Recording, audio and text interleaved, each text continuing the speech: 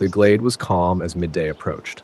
Sunlight filtered softly through the leaves, the breeze carrying the fresh scent of earth and grass. Newt walked toward the storage shed at an easy pace, a small sack of harvested produce slung over his left shoulder. His breathing was steady, his steps light. The day felt quieter than usual, more peaceful. As he went to put the harvest away, he passed the kitchen. The rhythmic sound of a knife against a cutting board drifted out. He glanced inside, his attention immediately drawn to a single figure, as if by gravity. Her. She stood with her posture slightly tilted, as though bracing herself against something, yet her hands kept working, slicing vegetables like she always did. Her hair was tied back messily, and there was a faint reddish stain at the edge of her sleeve, as if it had been washed in a hurry. She looked calm, maybe a little pale, but nothing that screamed for attention.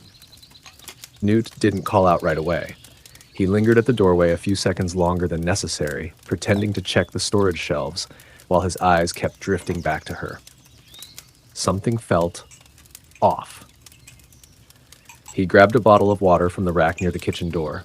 This time, he deliberately stepped farther inside, close enough for her to notice him.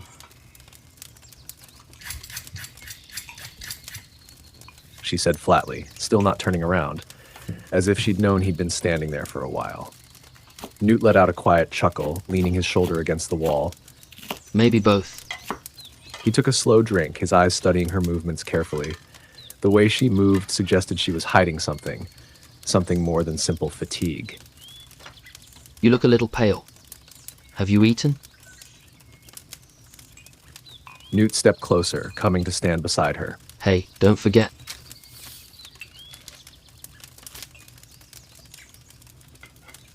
Good. Newt pressed a brief kiss to her temple. She frowned slightly at the sudden touch. You're hurt. Newt said, his tone turning serious. His gaze caught the bloodstain on her blue shirt right around her stomach.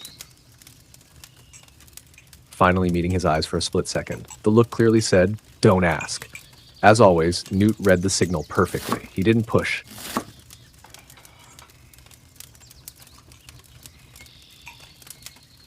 Newt frowned, his eyes following where she gestured. He could make out a faint hint of red beneath the fabric of her shirt, even though she'd tried to cover it neatly. Can I see it? If you're not comfortable, I can call MedJack. I just want to make sure you're really okay. She was quiet for a moment. Then she gave a small nod. Newt went still. Warmth spread through his chest at her words, but he kept himself steady, focused. Newt met her eyes and nodded in understanding. Together they walked toward the homestead, heading for a room where no one would disturb them. By the time they reached the room, they were standing face to face in the middle of it. She slowly lifted the hem of her shirt, just enough to reveal the wound. As the fabric rose, the cut came into view, about 3 inches long, stretching dangerously close to her side, the skin around it red and slightly swollen. Newt sucked in a sharp breath. Bloody hell, love. He stared at the injury, then quickly looked away, like he needed a second to steady himself. Sit down. That needs to be treated. Then, a beat later, softer. You sure you're okay with me? She sat on the edge of the bed. He took a deep breath before moving to grab a small kit from the corner of the room. Clean cloths, alcohol, ointment. His hands trembled just a little as he opened the bottle, but he forced himself to stay calm. This might sting a bit. He warned quietly, pouring alcohol onto the cloth. He sat beside her and, as gently as humanly possible, cleaned the wound with slow, careful movements. She clenched her teeth, enduring the pain without a sound. Newt kept glancing up at her face. You okay? His face was still flushed, but his eyes were focused, attentive. You should have told me sooner. You always do this. Pretend you're fine. She didn't answer, only turned her face slightly away. After cleaning the cut, Newt applied a thin layer of ointment, his touch careful, restrained. When he was done, he gently pulled her shirt back down, making sure the fabric didn't brush against the wound. There, that should help. The room suddenly felt quieter than usual. No sound but their breathing, soft, steady, painfully clear in such a small space. Newt remained seated beside the bed, slightly hunched, his gaze fixed on the floor. His ears were still red. She'd noticed earlier, just for a second before he looked away, but it was enough to make her own heart start pounding harder. And Newt had noticed something too. While tending her wound, he'd caught the sound of her heartbeat. Fast. Too fast. He glanced at her, the corner of his mouth lifting stiffly. So do you. He whispered back. Their eyes met. Just for a moment, but long enough for something in their chests to flip completely upside down. He went still, processing that. Then he exhaled slowly. Good. Because I was about to blame the heat in this room for my heartbeat. She smiled faintly. Her fingers twisted the hem of her shirt, but there was a new light in her eyes now. Still in silence, she let herself breathe slowly. It felt strange, how simply sitting beside him like this could make her heart feel too big for her chest. She spoke again, quietly. He turned toward her, studying her profile in the dim light from the window. You don't have to thank me, love.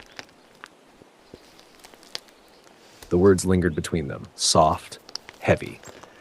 Newt swallowed, not answering right away. His hand, resting at his side, shifted just slightly. Closer.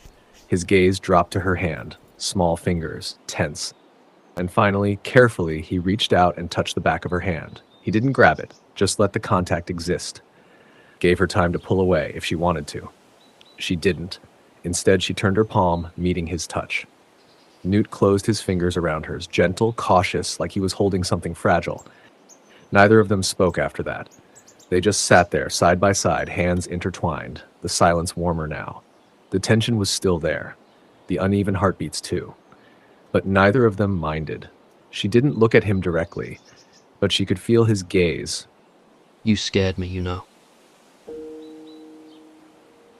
Because you almost didn't say anything. I know you can take pain, but still, it felt like you were pulling away. And I hate that feeling. His eyes held hers, deep and honest. This time she didn't look away. Something was growing in the small space between them, something that couldn't stay hidden anymore. She opened her mouth, then closed it again. The words felt too fragile, but Newt didn't need them. He loosened their joined hands only to lift his own, gently cupping her cheek. He kissed her forehead first, slow, full of feeling, then her temple, and finally her lips in a soft, unhurried kiss. When they pulled apart, only inches between them, she kept her eyes closed for a moment. Her heart was still racing, but it felt calmer now. Newt rested his forehead against hers, voice low. Tell me next time, yeah? Don't keep it all to yourself. She opened her eyes slowly.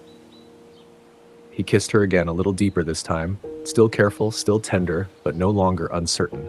Her hand rose, lightly gripping the side of his shirt, as if anchoring herself before the feelings could pull her under. Time seemed to stop.